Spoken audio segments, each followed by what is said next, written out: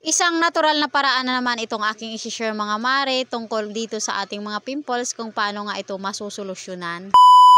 May nag-comment sa atin dito, hello sa'yo Ma'am Cathy ng pod, sabi niya paturo naman with video kung paano matanggal nga itong mga pimples sa mukha. Kung may mga ganitong problema din kayo na mga pimples sa mukha mga mare, subukan nyo nga itong aking isi-share, baka nga ito ay makatulong din sa inyo. Kumuha ka lang ng isang buong bawang at tanggalin mo nga itong mga balat, pagkatapos ay pitpitin. Itong bawang ay mataas sa antioxidant na talagang nakakatulong ito para mapatuyo itong ating mga pimples. Disclaimer lang dito sa ating video, no, hindi naman ako dito magaling mga mare at ito lang naman ay ayon lang sa karanasan ko. Noon kasi ay marami talaga akong pimples at nagtutubuan din talaga yung pimples ko, pero ito lang ang ginagawa ko. Noon simpleng paraan lang ang ginagawa ko dito, itong bawang lang ay idadampi ko lang ng direkta dito sa mga pimples ko. At pwede nyo rin gawin yon mga mare kapag nga tinatamad kayo gumawa ng mga ganitong proseso. Dito kasi sa ating ginagawa ngayon mga mare ay ito ay ginagawa lang natin ng paraan kasi ito nga ang bawang ay alam naman natin na medyo matapang nga nito ang amoy. At itong ating ginagawa ngayon ay medyo pinalevel up nga lang natin itong bawang. Ngayon kapag nga napitpit nyo na at nakuha nyo na yung katas nitong bawang mga mare, ay lalagyan naman natin ito ng isang kutsarang milk powder. Isang kutsara lang yung ilalagay natin dyan mga mare, isasakto lang natin sa dami naman ng katas ng ating bawang. Itong milk powder ay nakakatulong nga ito para maibsan naman itong amoy nitong bawang. At